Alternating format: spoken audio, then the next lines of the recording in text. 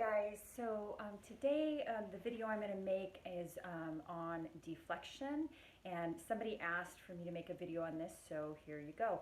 Don't forget to subscribe to my channel, and if you want me to make a video on something you're specifically interested in terms of narcissism or a personality disorder, then feel free to ask and I will do my best.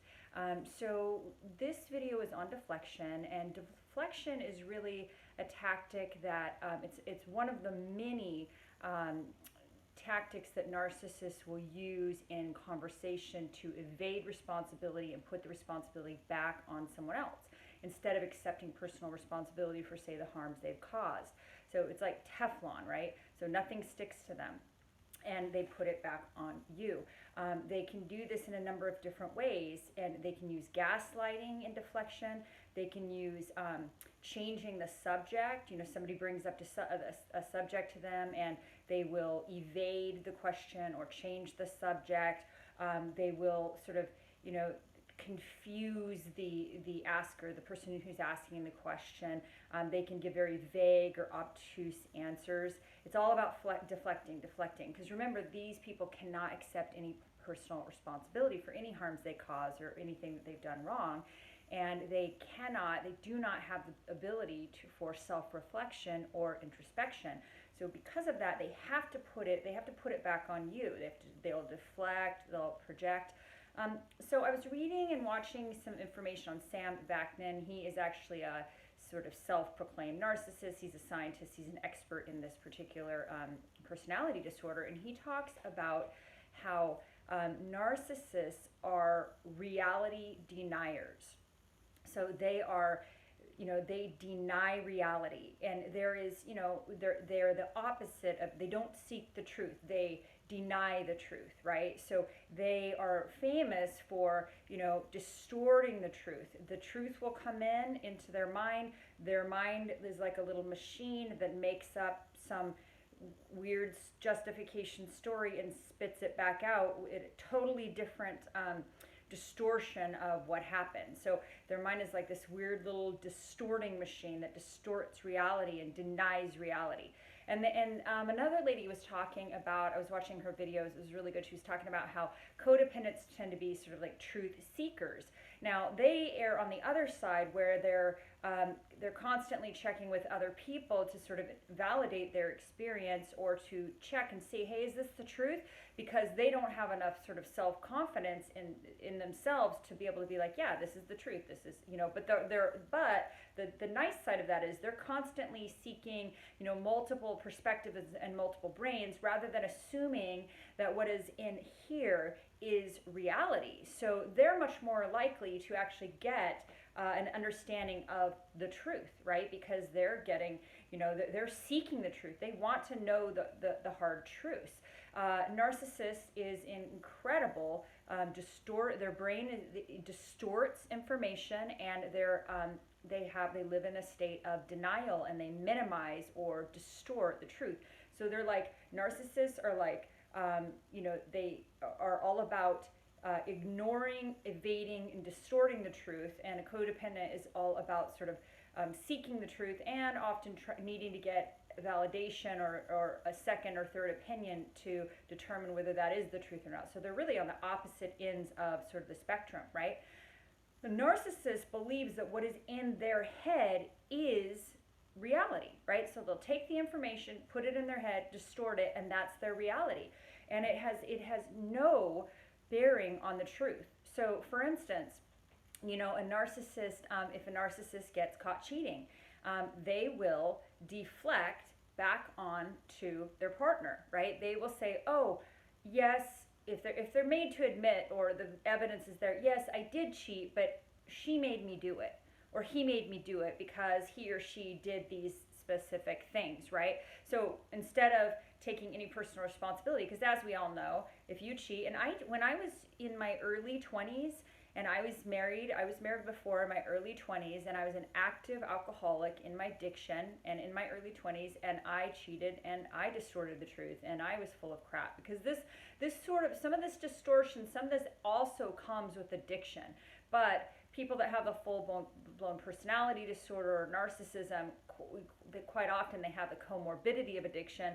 Often when they get clean and sober, or addicts get clean and sober, then they start living in the truth. So, but sometimes addicts will get clean and sober and they're still very narcissistic. So it can sort of runs the gamut. But you justify, or narcissists will justify. They will, minimize and deflect and justify. So I cheated because that person made me do it, rather than, I'm going to take some personal responsibility. I cheated and it was a mistake, or whatever. Even if they don't think it's a mistake, I cheated, I own that, I'm taking responsibility for it, right?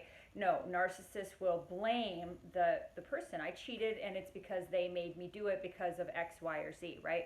Do you see how that is like the Teflon, like that is like deflecting, putting it back on the victim, right? So that's how they operate, because they will not, their ego will not allow them to take any personal responsibility. And if they were to admit that, I cheated, I was wrong, I hurt somebody, that would be suggesting that they're less than perfect, right? And so part of this sort of this incredible defense mechanism, this construct that they've created, and keep in mind they did it as a young child, probably because of the place they grew up, the trauma, or whatever they were dealing with. They had to create these incredibly ironclad like defense mechanisms, and their defense mechanism is, I must be perfect, right? So in order to be loved, I must be perfect. In order to be anything, I must be perfect. So I can't acknowledge that I hurt my ex-spouse by admitting that I cheated and I was wrong to do that, because of my own poor choices, because that would suggest that I am less than perfect. So I can't take any responsibility for that. I can't do introspection. I can't do any self-reflection. So it must be their fault. I cheated because that person made me do it, right? So that's just an example of how a narcissist will distort reality and use this, deflection, right? So deflection, again, and I really focus on the idea that inside the narcissist's mind, their reality is incredibly distorted. It's the truth is totally distorted, right? Because they have this crazy story-making machine that every time information goes into their brain, they do some, their machine makes up a story that makes them out to be the good guy or good girl, Mr. or Mrs. Perfect. I did no wrong. It's everyone else's fault. It's because of that person they did this, or that person, or this reason.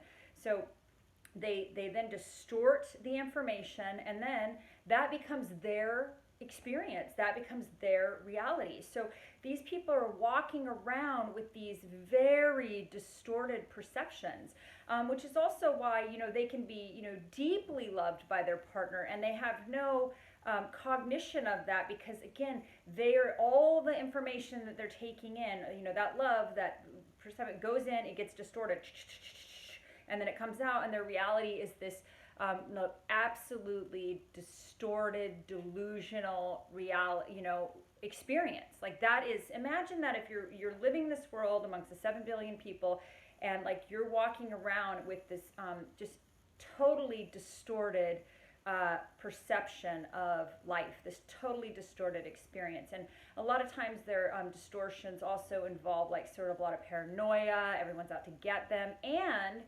they are superior, right? So they are better than everyone else. Like they're up here and the other 7 billion people on the planet are down here.